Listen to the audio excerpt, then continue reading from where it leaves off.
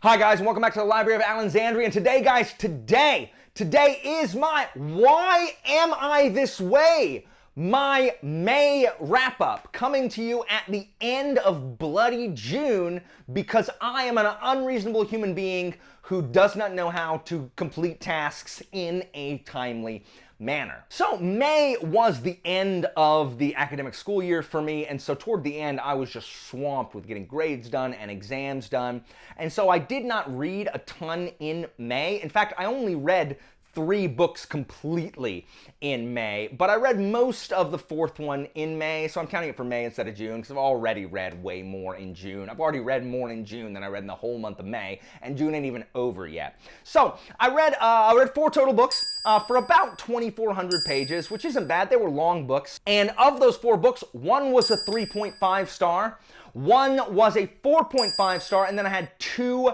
5 stars, including a new favorite in this. So, without wasting any more time, let's get down to business. Let's go ahead and get into the books that I read in May. So, as always, we start with the lowest rating. So, first I have Boosh, Iron Gold, with a 3.5 star rating. This is the 4th book in the Red Rising series by Pierce Brown. Really, it's the first book in a new trilogy, which is not yet complete. The 5th book is Dark Age, which I also read. And this book is really different than the other Red Rising books, especially as far as pace. One, it's about 100 pages longer than even the longest one of the first trilogy. And 2, for the first time, we get 3 new POVs. We're not just in Darrow's head, we are in the head of 3 other characters. I can't really talk a ton about it because it does spoil kind of what happens in the first trilogy, but it does take place 10 years after the first trilogy, and, you know, some other stuff happens, and it does get exciting toward the end, but 2 of the characters feel like they are props and don't really serve a whole lot of purpose. In fact, so there's 2 characters that are really interesting that continue the space opera, like war stuff that is super interesting to me. And then the other 2 characters feel like I am playing a side quest in Cyberpunk 2077. Okay, so guys, I don't like the cyberpunk aesthetic. It's not my favorite thing, and it's weird because I love machines, but I like steampunk and kind of flintlock fantasy or gas lamp fantasy. Like, I like that kind of stuff.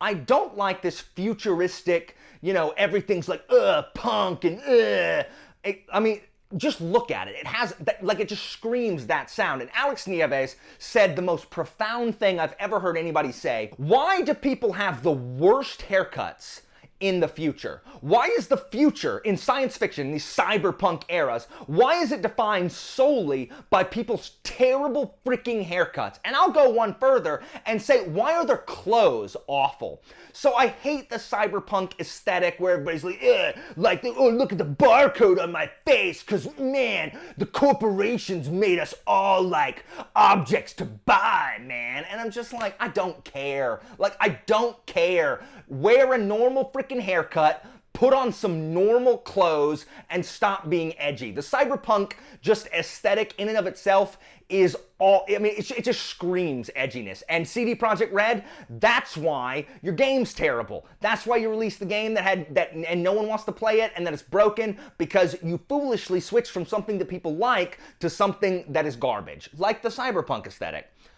Whatever, come at me. So anyway, so 2 of these characters are just kind of like, it really feels like a cyberpunk, like, film noir type thing, and Pierce Brown, when he's writing this, one of these characters is just like trying to be super like, oh, I'm traumatized, and does these short fragmented sentences like you would see in noir, but it tries too hard to just be like obscene and edgy.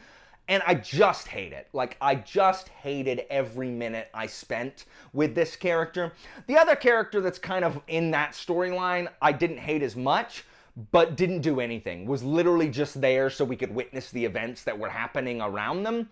And, I mean, I didn't love that, but it's definitely better than this other character. Ugh. So, the problem with this book is that this part existed. The other part, this part in space, the part about the war, was so good. Pierce Brown is so good at writing these space wars. It was really interesting. Plot twists galore, like we come to expect from a Red Rising novel. So I did really like it. But I did not love it, and it is my least favorite of the Red Rising novels. Next is my 4.5 star novel, and that is Boosh, The Folding Knife. I just recently did a review of this. This is unlike any other book, any other fantasy book that I've read. There's hardly any magic. There is some, I guess, but I mean, this is a book about banking and a book about politics and world building. There is a living, breathing history where it talks about, you know, various places, place names, people names that they don't really dive into, just like you would. Like when you're talking to someone else in America and you mention George Washington, you don't then have to be like, oh, you know, the head of the leader of the Revolutionary Army was the first president of the United States. I mean, you do if you're talking to my students, but normally if you're talking to, like, I guess people who are my age, you normally don't have to like fill in those blanks. And there's a lot of this, and you're like, who is that? What did they do? But they don't tell you because they live in this world. Why would they tell you? There's a lot of that. It goes super in depth into kind of this Roman / medieval / Renaissance economy and banking. This book is about a guy named Bassianus Severus, or Basso the Magnificent, who was the first citizen of the Vasani Republic. And it follows his rise and fall, his career. In the very beginning, the prologue, we see that he has fallen, and then it starts from his birth all the way to bring us back through over a 40-year period of his life. And it is just, he is such a fascinating character. This is the smartest character I have ever read. We've all read books that talk about how, you know, oh, this character was so brilliant. Oh my gosh, they're so smart. And everyone tells us that, and then we never see them do anything smart. Basso is the best example of an actually intelligent character that I have read in fantasy. We watch him make brilliant decisions. We watch that he is ahead of everybody, and he explains how he knew all of this stuff. It's like watching Sherlock Holmes, but as a banker. So it is really, really interesting. He doesn't know how to really relate with anybody. He's ugly, and no one really likes him, but he's very, very good at what he does. So this is kind of a charting of his reputation and his career. As we watch, also, the other main characters are his mentor and his general, who are the only people he respects. And then the only person he loves, really, is his sister, who hates his guts, and his nephew, who his sister doesn't want hanging around him at all. It's really, really good, really, really interesting. It's hard to root for Basso because he does have these kind of like laser-focused sociopathic tendencies. But he does a lot of good for the Republic without really even meaning to. He has his mind focused on the economy, and by doing all these selfish things to enrich his own bank and enrich the economy, he ends up making life better for everyone else. So there's a ton of in-depth detail about politicking and banks. Be warned. And KJ Parker has this kind of weird documentarian narrative style. But I think that KJ Parker is not talked about enough on BookTube. In fact, I've never seen anyone talk about KJ Parker on BookTube. If you've heard of him, you've probably heard about 16 Ways to Defend a Walled City, which is a more recent book that he's written. But I am committed to reading more Parker because I really love this book, and I'm excited to see what else he has on offer. Now let's get to the 2 5-star books I read in the month of May. The first is Boosh, Well of Ascension by Brando Sando, and I gave this 5 stars. It is the second book in the Mistborn series. It's so good. Everyone told me how good it was. Oh my gosh, they are 100% correct. It is so good. It's so freaking good. So I can't really talk about it in a wrap-up because the events of this do spoil what happens at the end of Mistborn, but it does continue those events as the characters try to deal with the fallout from the first book. It is really, really good. I have a review coming for this. I'm so sorry it's not out yet. What is wrong with me? Brandon Sanderson is such a, like, a lot of people think this one is slow because there's a lot of politicking in this. And that's true if you don't like politics, but I love politics in books, and so I thought it was fascinating. All the politicking and like about what it means, about kind of the sacrifices that have to be made in politics and the compromises that stink, that aren't good for anybody. The character work is really good. Some people don't like the main relationship or some of the other characters, but man, some of the bad guys, you root for them. Oh, they are just the freaking worst. And that race toward the end, there is a siege in this book that is some of the best. Like, why has no one talked about Brandon Sanderson's ability to write a siege? It's really, really good, on par with some of the people who write military fiction that I've read. It's better than the whole frickin' siege that's in Return of the Crimson Guard, and, oh my gosh, like, oh, ugh. And the ending is just like, Brandon Sanderson is so good at leaving things throughout the whole book for you to see on reread that even though you know that he does that, because everyone's told you that he does that, and you're looking for it, it doesn't matter. Like, it doesn't matter. I was looking for the breadcrumbs. I was looking for the clues, and I still didn't find them. I still didn't see them until afterwards. And I'm like, oh, what an idiot. So good. Some of the characters, there's a dog in it that is, I love the dog, and the only thing that kept this book from being my #1 read of the month, and why it's not the #1, Brandon Sanderson has managed to write one of the worst characters in all of fiction, and that is Zane. If you've read this book, I've never met anybody who likes Zane. I've never met anybody who said that Zane makes the book better. Zane sucks. He's terrible. He's emo. He's edgelord. He feels like he's in a completely different book.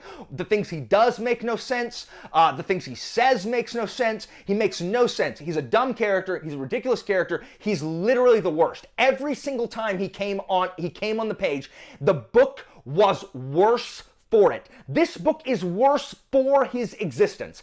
Added nothing other than me disliking the sections he was in. Oh my gosh, Zane was so freaking terrible. So before I get into my last book of the month, I always talk about what I've been watching and what I have been playing.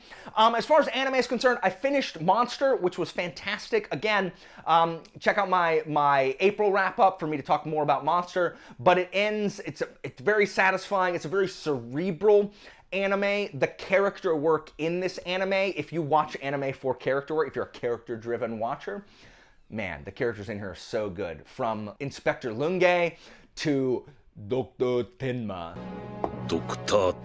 To Johan. The characters are just so freaking good. So it was great. Definitely one of my top animes of all time.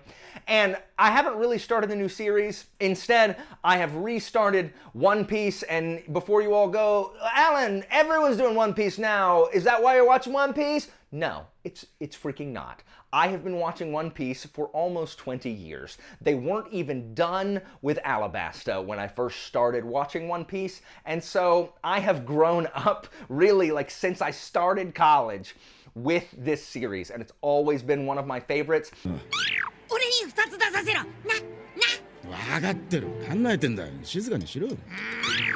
And I'll go on a big binge and I'll watch a chunk. It was much easier back when, before my friends and I had, adult lives where we had way more time, because we used to always binge them, watch them over at my house and binge them together.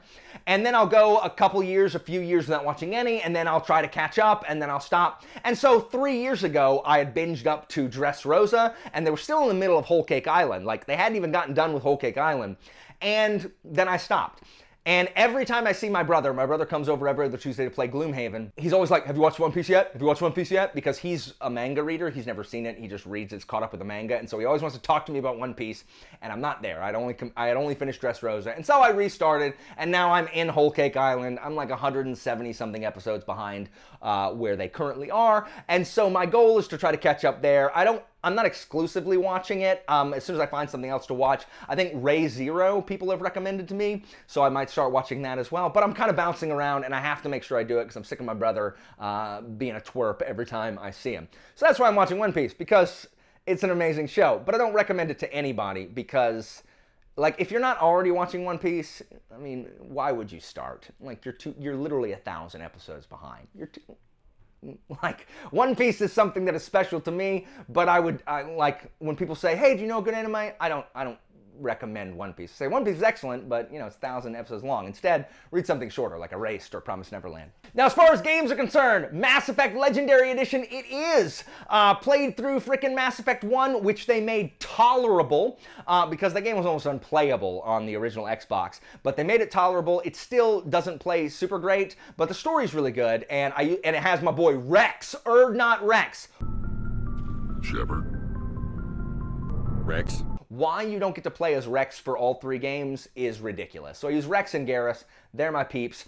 The second game is just an amazing game, pretty close to a perfect RPG. And guys, this is why I play video games. I play RPGs because of the story. And the story of Mass Effect, this hugely expansive world that they have built, like, it is more in-depth and more interesting and feels vaster than even many sci-fi novels that I read. Like, it's just a rich world filled with history and filled with interesting characters and interesting races. It is so freaking good. I just finished Mass Effect 2 and have started Mass Effect 3. In Mass Effect 2, you use Mordin and Garrus. If you want to fight me and tell me that you don't use Mordin. I am the very model of a scientist Solarian. I've studied species Turian, Asari, and Batarian. Like, what? Who are you as a person? Like, who doesn't love Mordin Solus as one of the best characters in video games, like, ever? And I just started Mass Effect 3, which I realized I probably liked better the first time I played it, because now it's one of those things where one Reaper is scary, but when you have, like, a bunch of Reapers, it's like, oh, it's just big ships. Like, it just kind of loses some of its gravitas, and then, like, stuff happens.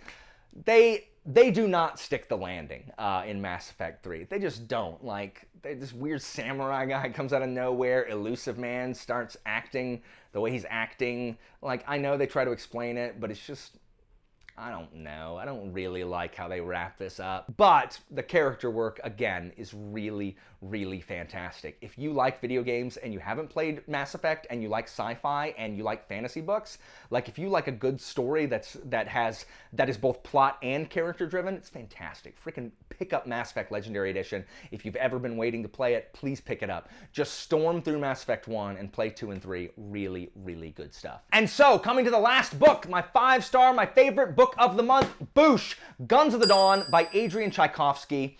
And this is a standalone. It is my first Tchaikovsky book, and guys, Tchaikovsky is shaping up to be one of my new favorite writers because this book is so good. I have a review for it if you haven't watched it. It stars, the main character is Emily Marshwick, who is this noble woman who is kind of drafted into this war between this kingdom and this republic. And it takes place in this big swamp that Tchaikovsky creates as like this character in and of itself. You feel how hot they are. You feel how miserable they are. The swamp is just this horrible, brutal place that contrasts really sharply with the first kind of 100 pages of the book where we learn about how she ended up in the war, which kind of reminds me, which is kind of, it's Jane Austen or Downton Abbey in the things that happen. And you know, her relationship with the kind of civil antagonist of the book, the governor, Mr. Northway, who is just this kind of conniving little guy who, at the same time, you know, he both ruined her family and is trying to protect her family from having to go to war. And then, you know, the people she meets in the war, it is brutally drawn. I've said it before, it is a combination between Downton Abbey, Jane Austen, and a Richard Sharp book. Emily Marshwick is such a strong female character. She makes decisions that are her own, whether or not they're the best decision at the time. She is strong, brave, self-sacrificing. This builds up to a conclusion that was both satisfying and kind of unexpected. It's just not like any other Flintlock fantasy that I've read. It is my favorite Flintlock fantasy to date. I love the Shadow campaigns, and it is a great series, but this is my favorite single Flintlock fantasy book. It's so good, and I think a perfect place to start Tchaikovsky's work if you like kind of military and fantasy more than sci-fi, because he writes both fantasy and sci-fi. And now I've collected a whole bunch of Tchaikovsky's other works and cannot wait to start reading them. So guys, that is it for me. That is the things that I watched, played, and read in the month of May. Have you read any of these? Did you enjoy them? Do you hate Zane as much as I do? Are you planning on reading Guns of the Dawn? Because you should. How did you feel about Iron Gold? Albert, I know you love Iron Gold. I know it. What was the favorite book that you read in May? Are any of you guys playing the Mass Effect Legendary Collection? As always, guys, information about my Patreon and Discord is down in the description, and I will see you next time.